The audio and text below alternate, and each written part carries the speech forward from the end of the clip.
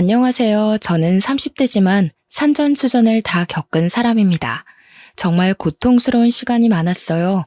왜 나한테만 이렇게 불행들이 닥쳐오는 것인지 알 길이 없으니 스스로를 탓하는 시간도 많았습니다. 늘 시련이 가득한 제 인생에 기적 같은 일이 생기면서 그간 힘들었던 마음을 정리할 수 있었어요. 그런 제 사연을 여러분과 함께 나누고 싶습니다. 어려서 아빠라는 사람에 대한 기억 자체가 없었어요. 아빠가 어떻게 생긴 사람인지도 몰랐고, 제게 아빠가 있는 건지도 몰랐습니다. 어렸을 때는 호기심에 엄마께 물어본 적이 있죠. 엄마, 나는 왜 아빠가 없어? 내 친구들은 다 아빠 있는데 왜 나만 없는 거야? 은정아, 아빠는 없어. 대신 우리 은정이는 엄마도 있고, 할머니랑 삼촌도 이모도 있잖아. 그건 내 친구들도 다 있대. 나만 왜 아빠가 없는 거야? 내가 잘못해서 없는 거야? 그렇지 않아. 아직은 은정이가 너무 어려서 엄마가 말해도 잘 모를 거야. 이건 어른들만 알 수 있는 얘기거든? 그러니까 나중에 우리 은정이 키 더 크면 엄마가 말해줄게. 이날 처음으로 엄마의 눈물을 봤습니다. 저를 재워주시고 방에 가신 엄마를 뒤따라갔는데 소리도 못 내고 흐느껴 울고 계신 모습을 봤죠. 그때부터 전 무의식적으로 알았던 것 같아요. 아빠 얘기를 하면 엄마가 아주 슬프고 아프다는 걸 말이죠. 외가 식구들도 엄마처럼 아빠 얘기를 꺼리는 게 눈에 보였습니다. 그래서 그날 이후 단 한 번도 아빠에 대해 물어보지 않았어요. 저렇게 힘들어하는 건 다 이유가 있다고 생각을 했습니다. 크면서 아무리 엄마가 온 힘을 다해주셨어도 부족한 빈자리가 느껴질 때가 있었습니다. 친구들과 함께 분식집을 가서 떡볶이를 먹어도 어제 우리 아빠가 뭐 해줬다? 라는 말만 나오면 저도 모르게 움츠러들었어요. 아빠가 없는 게 결코 제 잘못도 아닌데 영문을 모른 채 지내서 더욱 그랬던 것 같습니다. 차라리 이혼을 했다던가 아빠랑 사별을 했다던가 뭔가 뚜렷한 이유가 있었으면 그렇게 그립지도 않았을 것 같아요. 이런 아픔을 티내지 않고 혼자 가슴속에 간직하며 살던 저는 공부를 곧잘 하는 학생이었습니다. 엄마가 워낙 혼자서 저를 힘겹게 키우는 걸 알기에 좋은 성적으로나마 기쁘게 해주고 싶었어요. 학생 신분으로 제가 해드릴 수 있는 게 그것뿐이니 말이죠. 좋은 성적표를 보여드리면 엄마는 힘든 게 하나도 없다며 맑은 미소로 답을 해주셨고 그 미소를 보는 낙에 열심히 공부를 했습니다. 저에게 엄마가 전부인 듯 엄마에게 저도 전부였기에 서로 행복하게 해줄 수 있는 유일한 존재로 살았죠. 그렇게 좋은 성적을 쌓다 보니 대학교 진학을 앞두고 선생님들의 기대가 컸습니다. 진로 상담을 할 때도 손꼽히는 대학에 갈 수 있다며 어디를 희망하냐고 물으셨죠. 그렇지만 저는 대학 진학을 하고 싶지 않았어요. 집 형편을 뻔히 아는데 제가 대학에 가면 돈도 많이 써야 할 테고 그게 부담스러웠습니다. 여태 저 키우면서 고생하신 엄마가 이제 그만 힘드셨으면 했어요. 제가 대학을 가고 취업 준비를 하는 그 몇 년간 또 엄마는 몸을 혹사하며 일하실 게 뻔했으니 말이죠. 온몸 뼈 마디마디가 아프다며 파스를 덕지덕지 붙이고 살면서 딸 하나 잘 키우겠다고 고생하시는 모습 보는 게 더 힘들었거든요. 좋은 성적임에도 불구하고 대학 진학을 포기한다고 하자 선생님들뿐 아니라 엄마께서도 난리가 났습니다.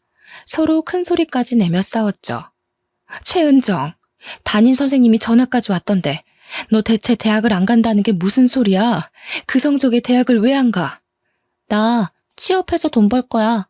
공부하고 싶어서 한 것도 아니고 학생 신분으로 엄마 기쁘게 해줄 수 있는 게 공부밖에 없어서 한 거였어. 난 공부를 더 하고 싶지 않아. 너 지금 그게 무슨 말이야? 대학도 나오지 않으면 사회에서 얼마나 따가운 시선을 받아야 하는데 엄마가 왜 식당 일이나 하면서 너 힘들게 키웠는데 배운 게 없어서야 배운 게. 그런 엄마를 보고도 대학을 안 가겠다는 소리가 나와? 대학을 나와도 취업 못하고 한량처럼 사는 사람도 많은데 꼭 가야 할 필요가 있어? 엄마도 모르잖아. 내가 대학 안 가고 성공할지 안 할지. 대학까지 가서 없는 돈 써가며 시간 낭비하고 싶지 않아. 내 뜻 존중해줘. 누가 너더러 돈 걱정하랬어? 그 좋은 성적에 왜 대학을 안 가냐고. 너 정말 엄마 속상해 죽는 걸 보고 싶어? 내가 여태 힘들어도 꾹 참고 살았던 이유가 뭔데? 너 하나 잘 키우려고 그런 건데 어떻게 네가 엄마한테 이럴 수가 있어? 대학은 절대 안 갈 거니까 이 얘기는 그만하자. 원서 접수도 안 할 거고 나 진짜 안 갈 거야. 엄마는 저를 볼 때마다 대학을 안 가서 꼴 보기 싫다며 일부러 저와의 대화를 피했습니다. 그렇지만 3천만 원 가까이 드는 돈을 내면서까지 엄마 등골을 휘게 만들고 싶지 않았어요. 저는 뜻을 굽히지 않았고 결국 대학에 진학하는 걸 포기했습니다. 솔직한 심정으로는 대학 가서 더 공부를 해보고 싶었어요. 더 넓은 미래를 보고 배우며 대학 생활이란 것도 해보고 싶었지만 생각할수록 미련만 남으니 애써 괜찮은 척을 했습니다. 그렇게 맞이한 20살은 정말 암담했습니다. 이제 갓 졸업한 제가 할 수 있는 것은 많지 않았어요. 고등학교 졸업이라는 신분으로는 마땅한 곳에 들어갈 수 없었고 저는 집 앞 마트에서 일했습니다. 마트에서 일하는 저를 보며 엄마는 한 소리 하셨죠. 그 좋은 머리로 겨우 마트에서 일하려고 대학을 안 간 거야? 요즘 널 보는 엄마 마음이 어떤 줄 아니? 이러지 말고 은정아, 내년에라도 대학 가자, 어? 너도 느껴봐서 알잖아. 대학 나오지 않으면 받아주는 곳도 없어. 엄마, 그래도 내 돈 내가 벌어서 쓰는 거에 의미를 두고 살 거야. 마트면 어때? 내 나이 또래 친구들은 다 용돈 받아 쓰는데 난 내가 벌어서 엄마한테 생활비도 줄 수 있잖아. 이게 내가 원하던 삶이야. 물론 엄마의 속상한 마음을 이해는 했지만 자꾸 저 말에 흔들릴까봐 더 냉정하게 벽을 쳐버렸죠. 마트에서 일하다가 편의점도 가보고 카페 일도 해보고 고깃집 아르바이트까지 가리지 않고 했습니다. 아르바이트만 전전하다가 보험회사에 취업해서 영업도 했었죠. 돈벌이는 충분히 되긴 했는데 아무래도 계약직이다 보니 오래 안정적으로 할 수 있는 일을 찾고 싶었어요. 많은 고민을 하던 끝에 저는 간호조무사 자격증을 따서 병원 일을 시작하게 되었습니다. 간호사 급여와 차이는 있지만 어쨌든 병원이란 곳이 망할 일도 없고 저만 괜찮다면 오래도록 할 수 있는 일이라 괜찮다고 생각했어요. 자격증을 따고 처음으로 취업하게 된 병원은 개인 병원이었지만 규모가 꽤 큰 곳이었어요. 그렇다 보니 직원들이 정말 많았는데 거기서 제가 가장 막내였어요. 처음이라 서툴렀고 욕먹으면서 일을 배워나갔지만 다른 직원들이 똘똘 뭉쳐서 일부러 저를 괴롭히더라고요. 뭐래도 똑바로 하라며 핀잔을 줬고 일을 못한다며 까내렸죠. 솔직히 아침에 눈 뜨면 출근하기 싫었던 날이 하루 이틀이 아니었습니다. 그러나 고작 저런 사람들 때문에 내 소중한 첫 직장을 잃고 싶지 않았어요. 매일 욕먹기 바빴고 잡무는 모두 저에게 시켜놓고 본인들은 놀기 바빴습니다. 그래도 묵묵히 주어진 일에 최선을 다했어요. 10명이 넘는 직원들이 본인들의 실수까지 저에게 덮어 씌웠고 저는 막내였음에도 상부에게 이름을 떨칠 정도로 욕을 많이 먹었어요. 말 그대로 왕따 생활을 지속해 나갔지만 문득 그런 생각이 들었죠. 저렇게 살면 좋을까? 내가 당하는 모습을 보면 희열이 느껴지나? 라고요. 너무 당하고만 있지는 말자는 생각이 점점 들었습니다. 그나마 조금 버틸 수 있던 이유가 그 병원에 계시던 이사님 덕분이었어요. 이사님은 꽤 젊은 남성분이었는데 옷도 깔끔하게 입으시고 직원들을 존중해주는 모습이 참 좋은 분 같아 보였거든요. 그런 이사님은 직원들에게 괴롭힘 당하는 저를 내내 지켜보셨다고 합니다. 그리고 참지 못해 화를 내시고 말았어요. 이사님이 폭발하신 날은 주말 근무를 짜는 날이었어요. 매번 주말 근무를 제게만 몰아주는 바람에 몇 달째 제대로 쉬지도 못하고 있었습니다. 설마 이번에도 그럴까 싶었는데 역시나였죠. 자, 이번 주말 근무는 누가 서기로 했어요? 아, 그거 은정쌤이 한다던데요? 돈 많이 벌고 싶나 봐요. 주말 근무를 아주 싹 쓸어 가네요. 은정쌤 주말 근무할 거예요? 본인 의지가 맞아요? 아, 죄송하지만 이사님, 몇 달 내내 주말 근무 세우시는 바람에 한 번도 제대로 쉰 적이 없어요. 너무 힘들어서 못하겠어요. 뭐야, 아까랑 말이 다르잖아. 왜 그래, 은정쌤? 저랑 무슨 대화를 하셨나요? 안 하셨잖아요. 매번 저랑 대화도 안 해놓고 마치 제가 그렇게 하겠다고 한 것처럼 말씀하지 마세요. 저도 더는 못 참겠네요. 이럴 줄 알았어. 다들 은정쌤 너무 괴롭히는 거 아니에요? 이거 해고 사유에 포함되는데 다들 계약서 제대로 안 읽어봤나 봐요?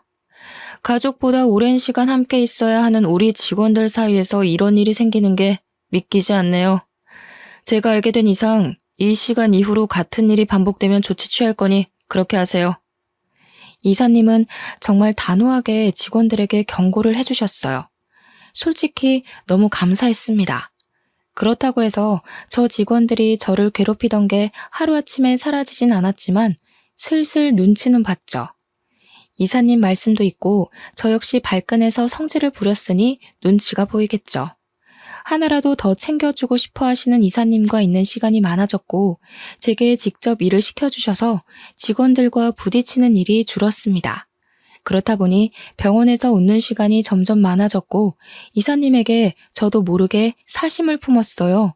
감히 신입 주제에 이사님을 좋아한다는 게 저 자신도 웃겨서 마음을 감췄습니다. 그러나 사랑하는 마음이란 게 어디 숨겨지나요? 표정에서부터 벌써 티가 나는걸요. 결국 이사님은 저에게 저녁에 끝나고 술 한잔을 하자고 하셨죠. 너무 설레는 마음에 그날 일이 손에 잡히지 않을 정도로 두근거렸습니다. 이사님과는 이날 이후로도 같이 저녁을 먹거나 휴무를 맞춰서 데이트를 즐겼습니다. 그리고 고백을 받았고 진지하게 만나게 되었죠. 제 인생의 첫 남자인 그 사람은 병원에 있는 악의 무리로부터 저를 지키고자 더 노력을 해줬어요. 그러다 결국 저희 두 사람이 연애 중이란 사실을 하필 입이 제일 가벼운 직원에게 들켰죠. 병원 전체에 소문이 퍼지는데 30분도 안 걸린 것 같습니다. 순식간에 퍼진 소문에 안 그래도 절 미워하고 괴롭히던 직원들은 입에 걸레를 물었는지 앞에서 대놓고 저를 따돌렸습니다. 이사님이 저희 병원에서는 올려다볼 수 없는 나무 같은 존재였거든요. 그런 이사님을 그토록 미워하는 제가 가져버렸으니 배가 아플 만도 하죠. 연애 중인 걸 안 이후부터는 말로 표현할 수 없을 정도의 괴롭힘을 당했습니다. 그 전까지는 업무로 괴롭혔다면 이제는 인격 모독을 하며 저라는 사람 자체를 괴롭히기 시작했죠. 아무리 독한 저라도 도저히 견딜 수가 없었습니다. 결국 퇴근길에 주저앉아 울어버렸죠. 나 정말 여기 못 다니겠어.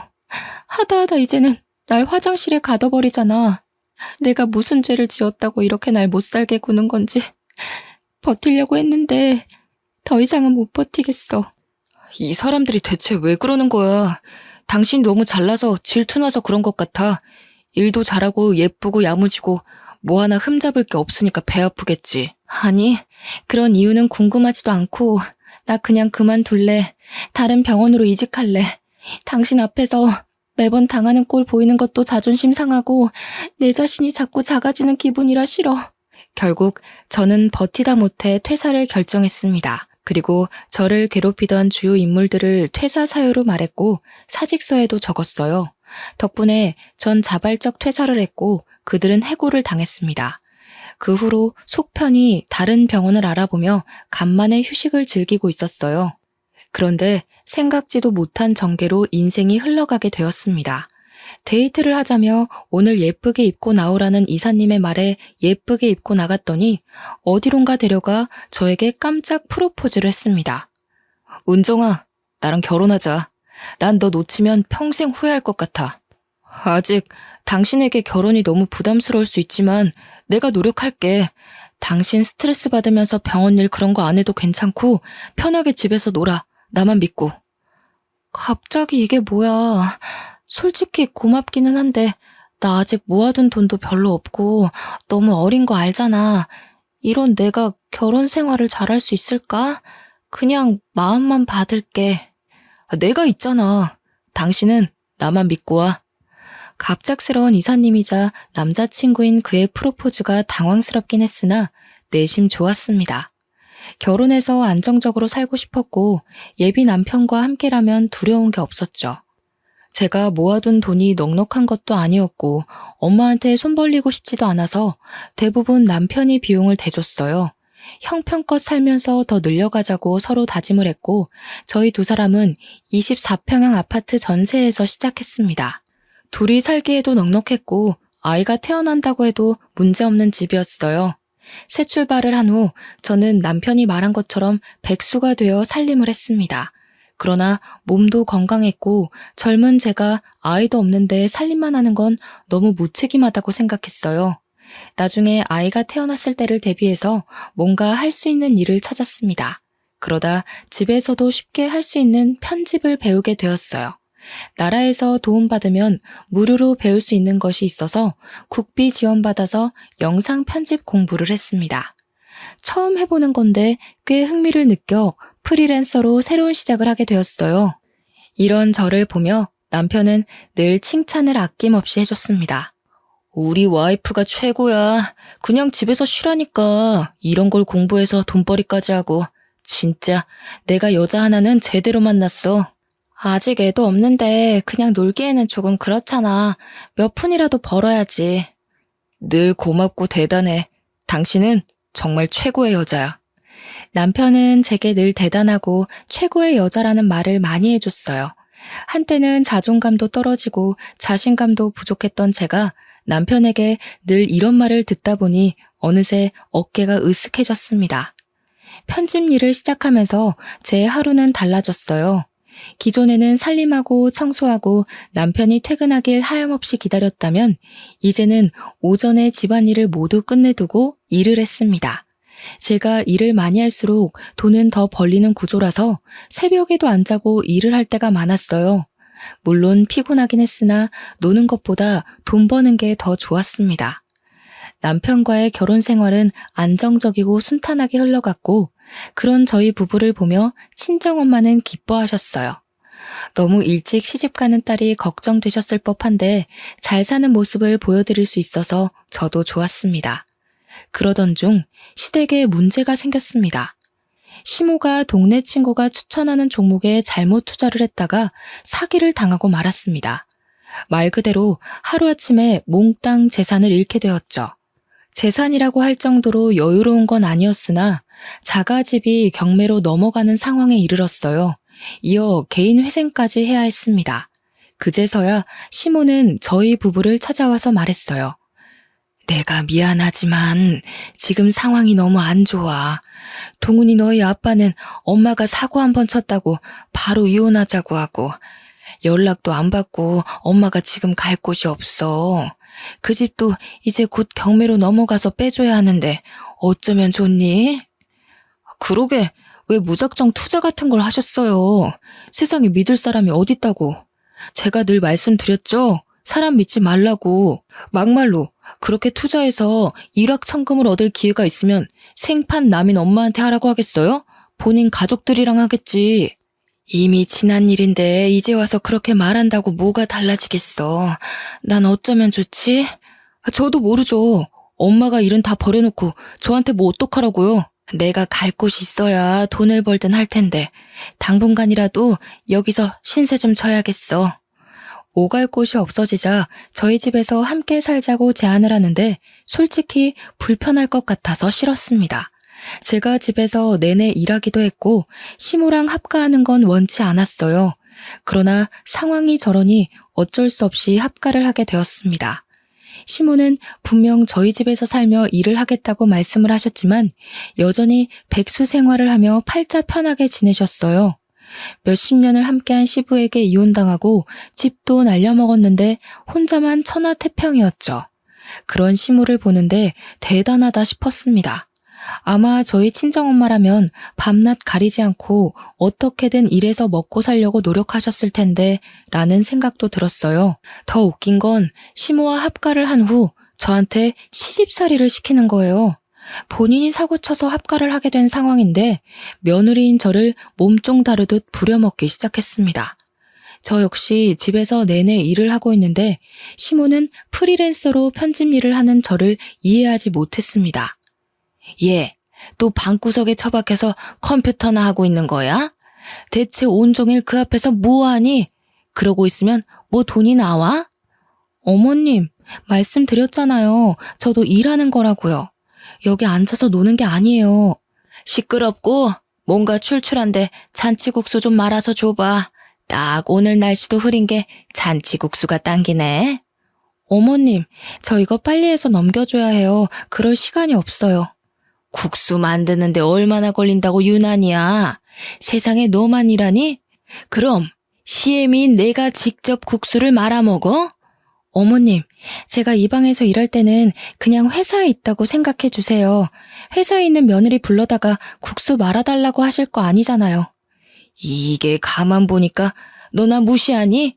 집 좀 날렸다고 지금 무시하는 거야? 네가 뭔데 시애미 말에 토를 달아. 시끄럽고 당장 국수 말아와. 시모는 아무리 설명을 해줘도 이해하려 하지 않았습니다. 다 떠나서 눈치라도 볼 법한 상황인데 전혀 그렇지 않았어요. 또 먹는 건 얼마나 잘 먹는지 삼시세끼를 푸짐하게 차려서 대접해야 했고 중간중간 간식까지 달라고 명령했어요. 라면 하나를 먹더라도 부재료를 푸짐하게 넣어서 보기 좋게 대접해야 만족을 하는 사람이었죠. 저 같으면 아들 며느리 볼 면목이 없어서 시집살이는커녕 뭔가를 시키지도 못할 것 같은데 시모는 달랐어요. 근데 웃긴 건 저랑 둘이 있을 때만 저런 행동을 했고 남편이 함께 있으면 괜히 저를 챙겨줬죠. 어머님, 내일 간식으로는 뭐 해드릴까요? 오늘 장 좀 미리 보려고요. 예, 바쁜데 무슨 내 간식까지 챙기려고 그래. 누가 보면 내가 간식 매일 해달라고 한 줄 알겠다. 어머님, 제가 만드는 간식 아니면 안 드시잖아요. 간식? 엄마, 간식을 이 사람이 직접 만드는 거야? 당신도 일하느라 바쁜데 간식 만들 시간이 어딨어. 지금 밥도 삼시세끼 다 차려주고 있잖아. 엄마, 이러려고 집에 들어온 거야? 이 사람 시집살이 시키지 마, 왜 그래? 어머, 내가 시집살이를 언제 시켰다고 그러냐? 너희 참 웃긴다. 얘 은정이 네가 말해봐라. 내가 언제 너 시집살이 시키고 막 괴롭혔니? 말이 나온 김에 그냥 말할게요. 어머님, 저 일할 때 계속 이것저것 시키시는 거 저 힘들어요.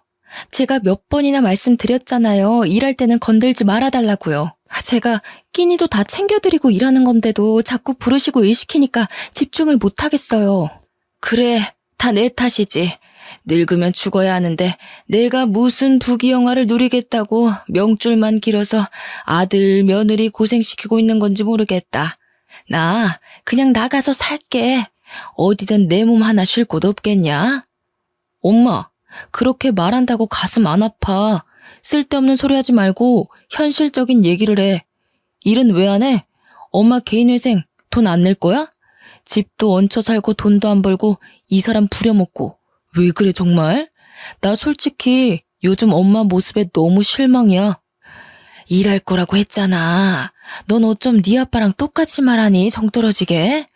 아들 자식 키워봐야 소용없다는 말이 아주 딱 맞아 딱. 서로 같이 사는 동안은 모두가 힘들고 불편한 거니까 이해할 건 하고 존중할 부분은 존중하면서 살자는 얘기였어. 그리고 엄마가 몸이 아픈 것도 아니고 저지른 게 있으면 수습을 해야지. 언제까지 아들이라고 해서 내가 다 해줄 수는 없잖아. 남편은 시모에게 모진 소리를 했고 그 말을 들은 시모는 기분이 확 상한 게 보였습니다. 그러나 한 번쯤은 이렇게 꼭 짚고 넘어갈 문제라고 생각해서 그런지 오히려 속은 시원했어요. 그 후 시모는 예상했던 대로 더 뿔이 나서 제게 막 대했습니다.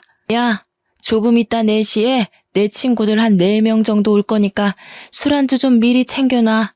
그리고 너 좋아하는 그 일을 하든 말든 알아서 해. 술도 사다 놓고. 네? 4시에 집에서 술을 드신다고요? 그 사람이 알면 안 좋아할 텐데요. 동훈이 오늘 야근이랬잖아. 아침에 못 들었니? 이런 날 아니면 내가 언제 편하게 먹겠어. 밖에서 먹고 싶어도 돈이 있어야 먹지. 안 그래? 안주는 한 3개 정도 하고 디저트 과일도 준비하고 술은 넉넉히 사와라. 소주 맥주 다 섞어서. 시모는 하다하다 이제 남편이 야근하는 날만 골라서 친구들을 집에 초대해 술잔치를 벌였습니다.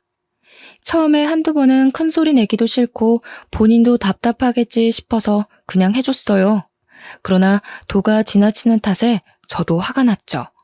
술상만 차려주고 일을 하라던 시모는 수시로 저를 불렀습니다.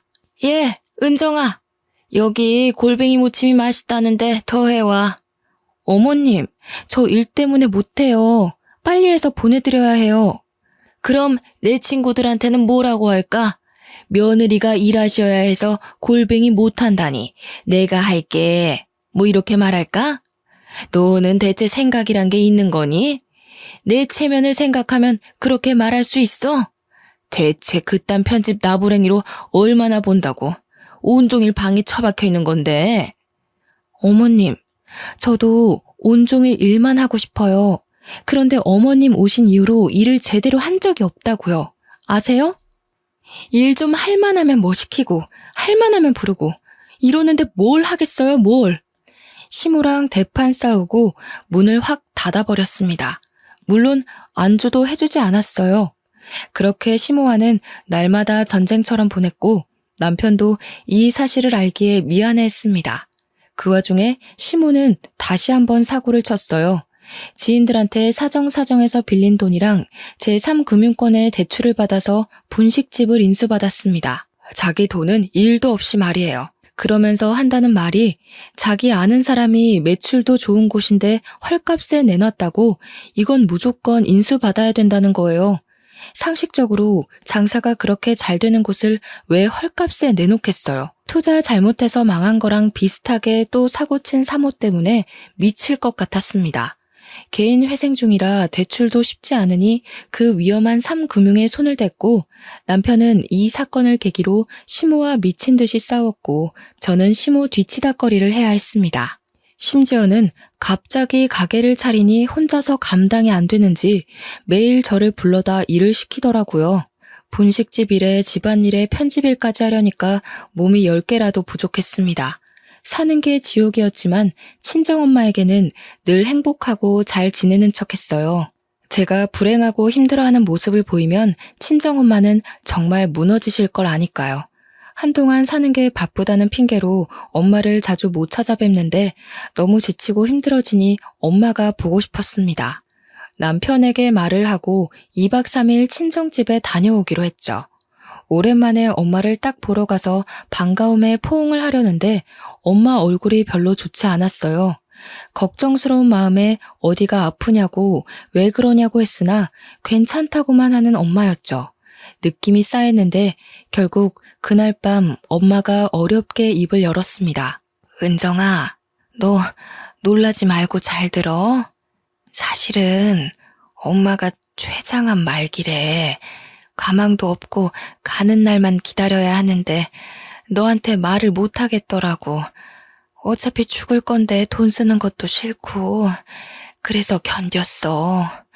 엄마가 얼마나 더 살지는 모르겠는데 남은 시간 동안 슬퍼하지 말고 씩씩하게 엄마 보내주면 좋겠어. 뭐? 뭐라고? 무슨 소리야 대체. 그걸 왜 이제야 말해. 엄마, 나 어떻게 살라고. 당장 병원 가자, 어? 췌장암 말기라는 엄마의 말에 뭐든 해보고 싶었습니다. 저렇게 엄마를 보낼 수 없었어요. 그러나 병원에선 이미 다른 장기의 전이가 심각해 수술해도 가망이 없다고 말했습니다. 모든 치료를 포기하고 엄마랑 딱 2주 정도 시간을 함께 했습니다. 엄마가 너무 아파하는 날에는 가슴이 찢어질 듯 저도 고통스러웠어요. 감히 고통이 어느 정도인지 상상이 안 가는데 그 와중에도 딸인 제가 놀랄까봐 마음껏 아파하지도 못하시는 모습이 더 아팠습니다. 처음에는 받아들이기 힘겨웠지만 모든 사실을 알고 인정하고 나니 오히려 엄마에게 씩씩한 모습만 보여드려야지 싶었어요. 눈물이 나도 참았고 애써 웃음 지으며 그렇게 2주를 함께하고 엄마는 가셨습니다. 제 유일한 가족인 엄마가 떠나고 난 후 감정은 이 세상 그 어떤 말과 단어들로 감히 설명할 수 없는 감정이었어요. 그렇지만 가슴 속에 고이 묻고 저는 더 이를 악물고 살아야겠다고 다짐했습니다. 그런데 슬픔에 잠긴 장례식장에서 시모는 비정상적인 행동을 했죠. 육개장에 밥을 듬뿍 말더니 우걱우걱 잘도 처먹더라고요. 아우, 맛있네. 이 집 잘한다. 그렇지? 역시 육개장은 장례식장이 제일 맛있어. 저 깐깐한 게 업체는 잘 선택했나 보네. 아주 꿀맛이다. 그렇지, 아들? 엄마 쉿. 조용히 해. 다 듣잖아. 다른 친척들도 다 모여있는 그곳에서 저렇게 말하는 시모의 태도에 전 눈이 돌았습니다. 목구멍에 그게 넘어가세요? 그렇게 맛있으세요? 그럼 저기 한솥 있으니까 다 쳐드시고 가세요. 당신은 진짜 사람이 아니야, 사람이. 예, 너희 엄마 가시는 길 곱게 잘 보내드려야지. 어디 엄마 장례식에서 소란이야? 교양 없게. 시모와 미친 듯이 싸우다 문득 엄마의 영정 사진을 보는데 힘이 다 풀렸습니다. 그렇게 행복한 줄 알았던 딸의 실체를 마지막 가는 길에 보여드린 것 같아서 죄송했어요. 더 못난 모습을 보이기는 싫어서 제가 참았습니다. 겨우 꾹 참고 있는 제게 시모는 배불리 육개장을 2그릇이나 먹고서는 오더라고요. 꼴도 보기 싫어서 아는 척도 안 했습니다. 예, 조의금은 얼마나 들어왔냐? 그건 또 왜요? 제발 그냥 가세요. 아니 사람이 꽤 온 것 같은데 그럼 조의금도 넉넉할 거 아니야. 그 돈 좀 빌려줘. 대체 정말 당신이 사람이세요? 지금 저희 엄마 장례식 중인데 조의금을 빌려달라는 말이 나오세요? 아우 야, 사람이 태어났으면 다 죽는 거지. 죽는 게 뭐 대수라고 유난이야. 조의금은 돈 아니냐? 돈 빌려달라는 게 잘못이야? 끝까지 미친 짓을 하는 시모의 머리채를 당장이라도 쥐어 뜯어버리고 싶었는데 정말 꾹 참았습니다. 아마 엄마 장례식이 아니었다면 난리가 났을 거예요. 그렇게 겨우 엄마를 보내드렸고 이후 전 시모에게 정이 완전히 떨어진 상황이었습니다. 쳐다도 보기 싫었고 방에 딱 문 잠그고 들어가서 나가지 않은 채 엄마를 회상했어요. 그러다 문득 뭔가가 떠올랐죠. 엄마가 떠나기 전에 제게 남겨주신 게 하나 있었습니다. 그건 사진 한 장과 목걸이 반지 세트가 담긴 상자였어요. 엄마는 제게 그것들을 꼭 쥐어주며 마지막 유언을 남기셨습니다. 은정아, 우리 딸 엄마 간다고 너무 슬퍼 말고 씩씩하게 알지? 그리고 이거 들고 최길수란 남자를 찾아. 꼭 찾아. 엄마, 가긴 또 어딜 가려고 그래. 어제도 간다 하고 엊그제도 간다더니 안 갔잖아. 그렇게 빨리 가고 싶어? 딸은 가슴 아파 죽겠으니 그런 말 좀 하지 마. 그리고 최길수는 누구야? 이것들은 다 뭔데? 꼭 이거 들고 그 사람 찾아가서 네가 최은정이라고 말해.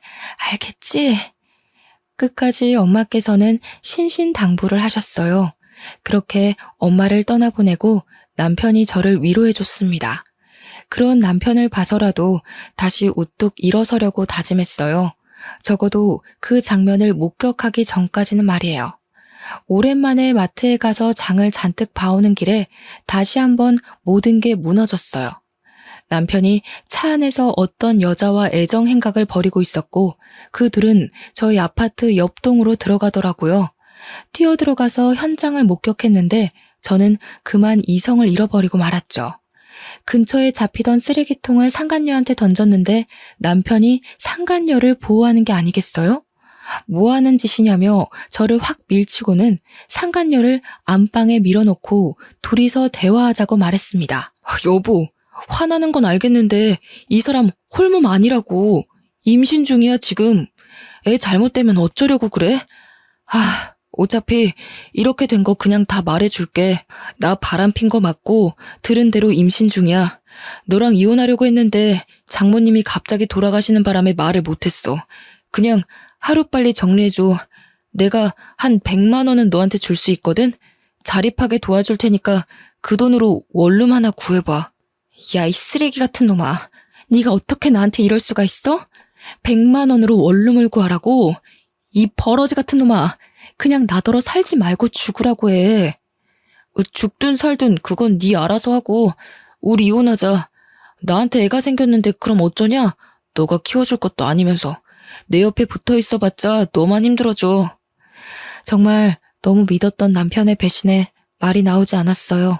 엄마를 떠나보낸 것에 이어 남편의 배신까지 겪으니 정신적으로 견딜 힘이 없었죠. 이 와중에 가만두지 않겠다고 이를 바득바득 갈며 말했으나 주변에 잘 나가는 변호사 지인들이 많은 남편은 콧방귀를 끼며 누가 이기나 해보자며 쉽게 가자고 했습니다. 그런데 억울하지만 정말 저는 돈도 힘도 없었어요. 소송할 돈이 있으면 생계비로 써야 하는 상황이었죠. 결국 허무하게 이혼까지 당하고 원룸 하나 겨우 얻어서 살았습니다. 인생에서 가장 힘든 시기가 언제냐고 물으면 바로 이때였어요. 하나뿐인 엄마를 잃고 너무 든든했던 남편에게 하루아침에 배신당한 후 이혼까지 당한 이 기분이 어땠을지 감이 잡히시나요? 그냥 딱 혀 깨물고 죽고 싶은 심정이었습니다. 솔직히 술로 버틴 날도 많고 폐인처럼 살기도 했지만 돌아가신 엄마를 생각해서라도 정신 차리고 집 근처 병원 여러 군데 지원서를 냈습니다. 경력이 있던 탓에 꽤 규모가 큰 종합병원에 합격이 되어 일하게 되었습니다. 먹고 살기 위해서 하루하루 일을 하는데 문득 엄마가 남겨주신 그 상자와 최길수가 누구인지 자꾸만 궁금해졌습니다. 인터넷에 검색해도 나오지 않는 이 사람은 누굴까 싶었어요. 저는 늘 가방에 지니고 다니면서 엄마 생각이 날 때마다 반지 상자를 꺼내보곤 했는데요.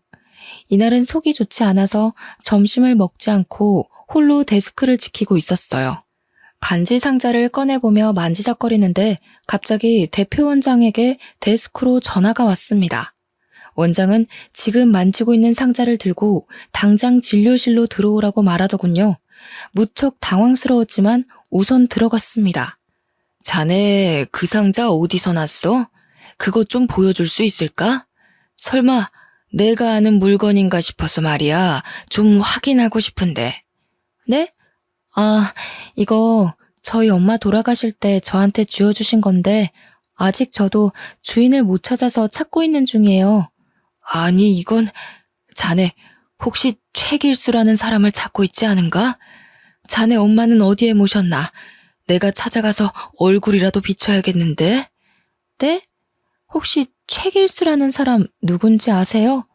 안 그래도 엄마가 그 사람을 꼭 찾으라고 했는데 찾을 수가 있어야죠. 최길수는 내 옛날 이름이고 지금은 최연우라는 이름으로 살고 있지만 자네 엄마를 만났을 땐 최길수란 이름이었지. 알고 보니 최길수란 사람은 제 친부였고 평생 못 찾을 것 같던 제 친부는 제가 일하던 병원의 대표 원장이셨습니다. 그 목걸이와 반지는 아버지가 엄마한테 결혼 선물로 준 거였다고 해요.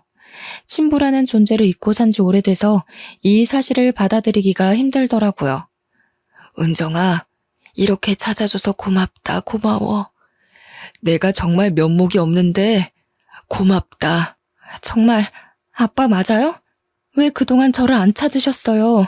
엄마랑 제가 그동안 얼마나 힘들었는데 저희를 버린 거예요? 아빠는 절대 아니라며 사실 그동안 집안 문제 때문에 결혼을 하지 못했다고 해요.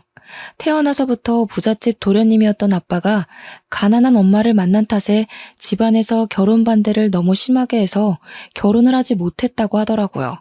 그러던 찰나에 뱃속에 제가 생겼고 아빠는 부모님께 같이 살고 싶다고 말했으나 당장 해외에 나가 유학이라도 하고 오라며 강제로 비행기를 태웠다고 해요. 대신 외국으로 가면 사랑하는 사람 절대 건들지 않는 조건으로 영영 보지 않고 살기로 한 거죠. 너희 엄마는 정말 대단한 여자야. 못난 나 때문에 본인 인생과 청춘을 다 버리고 너 하나만 지키며 살아온 여자고 내가 평생을 다해 사죄해도 용서받을 수 없다는 것도 알아. 엄마가 한평생 얼마나 힘들게 살다 가셨는지 아세요? 아빠가 비겁하지 않고 용기만 있었어도 우리 엄마 저렇게 힘들게 살다 안 갔어요. 이제 와서 엄마가 다 키워놓은 저한테 돈으로 보상하며 아빠 노릇하려고 하지 마세요. 필요 없으니까. 모든 원망을 처음 마주하는 아빠한테 쏟아버렸고 한참을 오열했습니다. 어떻게 이런 인연이 다 있을까요? 정말 조금만 더 빨리 내가 아빠를 찾아냈다면 엄마도 사랑하는 사람 얼굴은 한번 보고 떠났을 텐데 엄마 생각에 가슴이 너무 아파왔습니다. 이후로 아빠는 저한테 알뜰살뜰 잘 대해주셨어요. 조부모님도 다 돌아가셨고 엄마를 버린 죄책감에 50 넘도록 결혼도 하지 않고 살고 있다더라고요. 뒤늦게 생긴 아빠지만 조금씩 마음의 문을 열면서 자주 만나려고 노력했고 뜻하지 않게 전 남편과 상간녀에게 복수도 할 수 있었죠. 전 남편에게 이혼당한 사실과 시댁에서 당한 수모를 모두 알게 된 아빠는 이대로 가만히 있을 수 없다고 말했습니다. 아빠는 흥신소에 연락해 전 남편의 뒤를 밟아달라고 요청했고 며칠 뒤 상간녀가 누구인지까지 알 수 있었습니다. 알고 보니 상간녀의 아빠는 같은 병원에서 물리치료사 팀장으로 일하고 있더라고요. 세상이 이렇게 좁으니 죄짓고 살면 안 되는 거죠. 이 사실을 알자마자 병원장인 아빠께서는 상간녀 아빠를 바로 해고시켰고 갑작스러운 해고 통보에 상간녀 아빠는 방방 뛰었습니다. 애비라는 사람이 말이야. 딸 자식 교육을 어떻게 하면 감히 유부남을 건드리고 애까지 임신해? 네 딸이 감히 내 딸 가정을 파탄내버렸어. 그에 비해 그 딸 아니겠나? 난 그딴 자식 둔 당신이 내 병원에서 일하는 꼴은 못 보니까 당장 나가게. 예? 병원장님, 뭔가 오해가 있으실 거예요. 저희 딸 그런 아이 아닙니다. 지 자식을 저렇게 몰라서는 원. 가서 물어보게. 그 뱃속의 아이가 이동훈이 새끼 자식인지 아닌지. 내가 그 정도도 확인 안 하고 왔겠나? 내 딸 눈에 피눈물 쏟게 한 더러운 불륜녀 애비한테 따박따박 월급 줄 만큼 너그럽지 못해. 당장 나가래도? 상간녀 아빠는 이 나이에 해고당하면 갈 곳이 없다면서 무릎을 꿇고 빌며 애원을 했지만 달라지는 건 없었습니다. 상간녀 집안은 한순간에 박살내줬고 상간녀 역시 집에서 인간 취급을 받지 못하게 되었어요. 이어 전 남편과 전 시모에게도 복수를 해줬습니다. 내가 병원장 딸이라는 소문이 돌자 전 시모와 전 남편은 잠시 미쳤었다며 변명을 하더니 결국 재혼하자고 말하더군요. 어이가 없었죠. 병원장 딸내미 소문이 이렇게 영향력이 큰 줄 몰랐습니다. 그러다 전 남편의 아빠가 심근경색으로 한순간에 돌아가셨어요. 병원 근처 장례식장에서 한다길래 몇 달 전 엄마 장례식장에서 육개장 처먹던 시모가 생각나 그대로 복수해줬습니다. 병원 직원들 100명을 모두 데리고 출동했습니다. 저희는 순식간에 식당에 자리를 잡고 마셔라 부어라 술을 마셨어요. 그러자 시모는 제 어깨를 밀치며 말했죠. 예, 너 미쳤니? 장례식에서 지금 뭐 하는 거야, 교양 없이? 미쳤냐고? 안 미쳤는데? 육개장은 장례식이 최고라면서요, 그쪽이. 그래서 우리 오늘 그 꿀맛인 육개장에 소주 한잔 하러 온 건데? 맛있긴 정말 맛있네요. 시모는 뒷목을 잡았고 저희는 육개장에 소주와 맥주 그리고 음료수까지 미친 듯이 마셨어요. 그러니 장례식 비용이 만만치 않게 나왔겠죠. 거의 병원 회식하는 수준 정도로 술을 많이 마셨고 참다 못한 시모는 큰 소리로 말했습니다. 야 이것들아! 당장 못 나가? 여기가 무슨 너희 회식 장소인 줄 알아? 진짜 술맛 떨어지게 더럽게 짹짹거리네. 저기요, 여기 장례식장이에요. 조용히 좀 하세요. 예의가 없는 거야? 생각이 없는 거야? 그렇게 뒤집어준 후 저는 병원장의 딸로 새 인생을 살고 있습니다. 모든 사람의 부러움의 대상이 되었고 다행인 건 저와 스스럼 없이 지내주는 직원들이 많아서 든든해요. 이제 와서 너무 늦었지만 공부도 다시 시작해서 아빠 병원을 물려받을 수 있도록 노력 중에 있습니다. 아빠는 제가 고졸인 게 신경이 쓰이셨는지 강남에 내노라 하는 과외 선생을 전부 불러서 공부를 시켰고 당당하게 의대에 한 번에 붙었어요. 그리고 아빠가 소개해준 인성 좋은 의사와 사귀고 있는 중이고요. 저도 남자라면 치가 떨린 터라 싫다고 했는데도 이 남자는 10년 넘게 지켜봤는데 정말 반듯하고 착한 사람이라며 꼭 사위로 만들고 싶었대요. 그러니 아빠가 원하는 대로 제발 만나달라길래 만났는데 웬걸 얼굴까지 잘생긴 미남이었습니다. 지나간 10년을 돌이켜보면 저한테 이렇게나 많은 일들이 있었네요. 마음 터놓는 친구에게도 말 못하는 제 사정을 여러분께 들려드렸어요. 어떠신가요? 저는 하늘에 계신 엄마가 마지막 가는 길까지 혼자 남은 제 걱정에 아빠를 만나게 해준 것 같아요. 뒤늦게 만난 아빠지만 그 누구보다 저한테 잘해주시려고 하시니 저 너무 행복합니다. 그럼 다들 건강하시고 행복한 날들만 있길 기도하겠습니다. 감사합니다.